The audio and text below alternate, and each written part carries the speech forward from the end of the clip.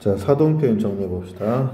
자, 역시 맨 처음에 개념부터 접근해야 되는데, 자, 사동의 상대 개념인 주동을 먼저 생각하고, 자, 주동은 주어가, 자, 주동, 사동, 능동, 피동 다 주어 입장에서 판단하는 거라고 했죠. 주어가 동작을, 주동이든 피동이든 사동이든 능동이든 다 동작을 얘기하는 거죠. 그 동작을 직접, 핵심을 잡으세요. 직접 하는 거. 자, 이제 주동의 핵심 개념은 직접으로 잡아놓으세요. 나중에 헷갈리니까, 이게 능동이랑 막 헷갈리니까 주동은 무조건 직접으로 연결해 놓으세요. 동작을 자기가 직접. 주동은 그 동작을 자기가 직접 해요. 자, 사동은 주어가 그 동작을 남에게 했죠. 남에게. 직접이 아니란 얘기죠. 남에게 하도록 하는 것. 하도록 하는 것. 그래서 어떤 동작에 대해서 주어가 그 동작을 자기가 직접 하면 주동이고, 남으로 하여금 하게 하면 사동이란 얘기죠. 자, 앞에서 능동, 피동 그거 생각해보세요. 어떤 동작이 있어요. 남다 했었죠. 남다. 남다란 동작 생각해보세요. 철수가 교실에 남았다. 자, 이것은 능동일 수도 있고 주동일 수도 있는 거예요. 능동이냐 주동이냐 따질 수 없는 거예요. 둘 다 가능한 얘기예요. 자, 이 남다는 반장이 철수를 교실에 남겼다. 이 사동 문장에 대해서 주동이 되는 거고, 철수는 혼자 쓸쓸히 남겨졌다. 이 피동 문장에 대해서 능동이 된다는 얘기죠. 그러니까 능동은 철저하게 이 핵심 개념 속에 자기 힘으로, 자기 스스로, 자기가 하고 싶어서, 자신의 의사로 이런 걸 생각해 보세요. 그 동작을 자기 힘으로 했다는 거죠. 중요한 자기 스스로 했다는 거지. 남에게 의해서 그걸 할 수밖에 없게 된 것이 아니란 얘기죠. 근데 주동은 그 동작을 직접 해요. 직접이란 말을 꼭 정리해 주세요. 그 다음에 이제 사동의 핵심 개념 잡을 때는 이게 있었죠. 사동의 핵심 개념 잡을 때 뭐뭐하게 하다, 이걸 같이 정리해 두고 뭐뭐하게 하다. 유형은 파생적 사동과 통사적 사동이 있는데, 역시 파생적은 전미사가 붙는 거죠. 사동 전미사가 7개가 있죠. 이시리기, 우구추. 자, 여기서 이시리기는 피동 전미사와 형태가 똑같기 때문에 항상 주의해야 돼요. 자, 이가 사동으로 쓰였을 때 예를 들면 먹이다가 있죠. 대표적인 예죠. 먹다, 먹이다. 먹다, 먹이다.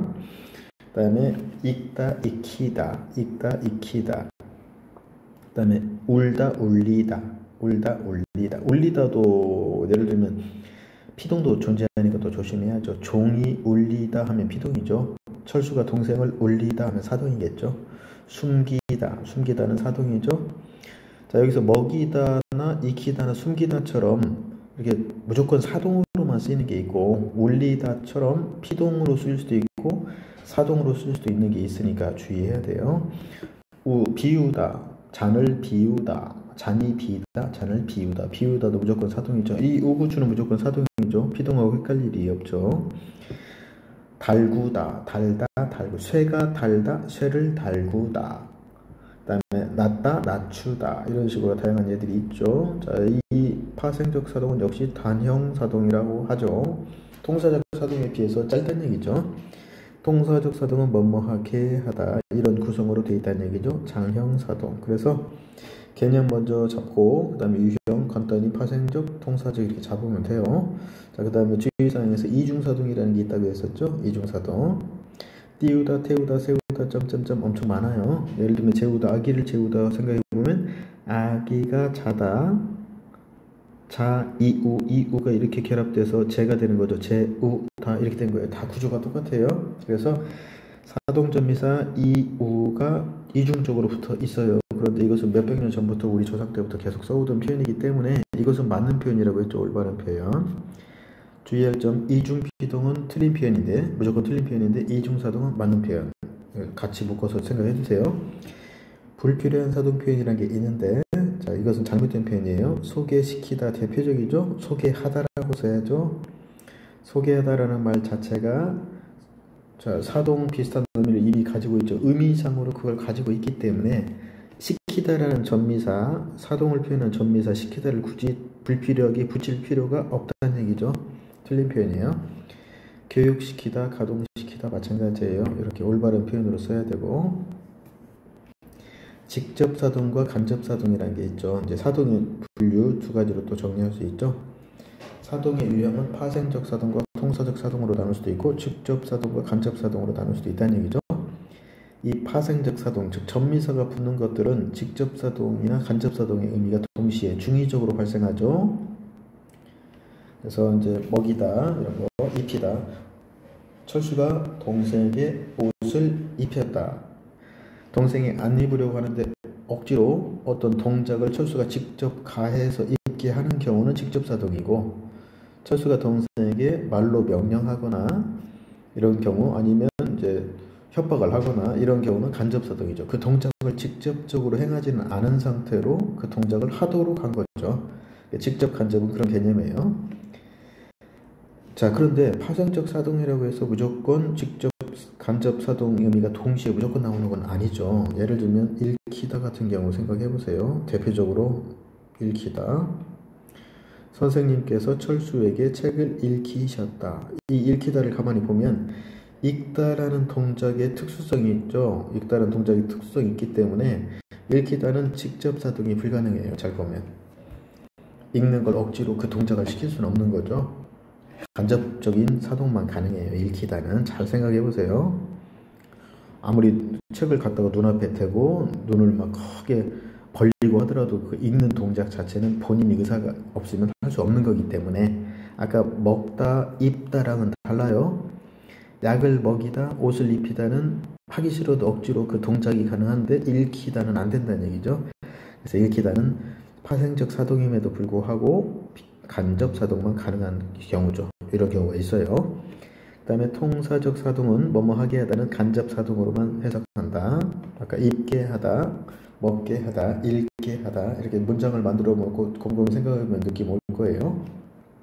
그 다음에 특이한 경우가 있는데, 먹이다라는 것이 형태수 분석을 하면 세 개로 이가 사동 전미사가 뚜렷이 맞지만 가축 따위를 기르다라는 뜻으로 변형돼서 쓰일 때가 있어요. 사전에도 먹이다가 이제 저 뒷부분에 있어요, 물론. 그래서 가축 따위를 기르다, 키우다 이런 독특한 뜻으로 바뀌어서 쓰일 때는 이 뜻의 특성상 이건 사동의 의미가 아니란 얘기죠. 철수가 소를 먹이고 있다. 철수가 시골에서 소를 먹이고 있다. 그때 먹인다는 건 기른다는 뜻이에요. 그 기르는 동작은 철수가 직접 자기가 하는 거예요. 그러니까 주동이에요. 사동이 될 수 없어요. 익히다가 배우다. 자전거 타는 법을 익혔다. 자기가 그것을 배운 거죠. 그러니까 이것은 사동이 아니죠. 날리다. 도박으로 돈을 날렸다. 일탈한 뜻이니까 사동이 아니죠. 사동 표현이 아니란 얘기예요. 자, 그리고 이제 주동문에서 사동문으로 변형되는 걸 가만히 보면 보세요. 자, 주동문의 서술어가 자동사이거나 형용사인 경우, 이런 경우하고 주동문의 서술어가 타동사인 경우가 좀 달라요. 자, 자동사나 형용사인 경우 보면 동생이 운다. 자동사죠? 동생이 운다. 이때 울다라는 서술어를 울리다, 사동전미사 붙여서 사동 표현으로 바꿀 때 항상 새로운 주어가 나오죠.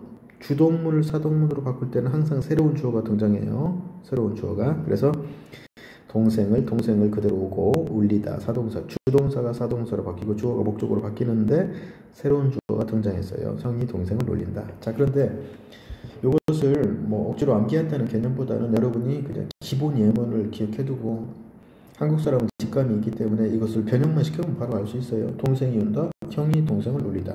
형이라는 것이 없던 것이 새로 생겼으니까 당연히 새로운 주어겠죠. 동생이 동생을 당연히 주어 목적은 누구나 알 수 있죠. 운다, 울다, 울리다는 당연히 주동사가 사동사로 바뀐 거죠. 자, 그 다음에 서술어가 타동사인 경우 동생이 책을 읽는다. 목적어가 있으니까 읽다는 타동사죠. 이때는 어떻게 바뀌는가 보면 읽다가 주동사인데 읽히다 사동사로 바뀌는데 동생이 책을 읽는다. 역시 새로운 주어는 역시 마찬가지로 나타나는 거예요. 주동에서 사동 바뀔 때는 새로운 주어는 항상 나타나는 거예요. 자, 그러면 동생이란 주어가 부사어로 바뀐다는 얘기죠. 책을은 그대로 목적어고, 그래서 동생이 책을 읽는다, 누나가 동생에게 책을 읽힌다. 이렇게. 그래서 이것을 억지로 암기한다는 개념보다는 이것은 여러분이 그 기본 예문을 하나씩 기억해두면 바꿔보면 바로 알 수 있어요. 그러니까 뭐 암기한다 개념, 억지로 암기할 필요는 없어요.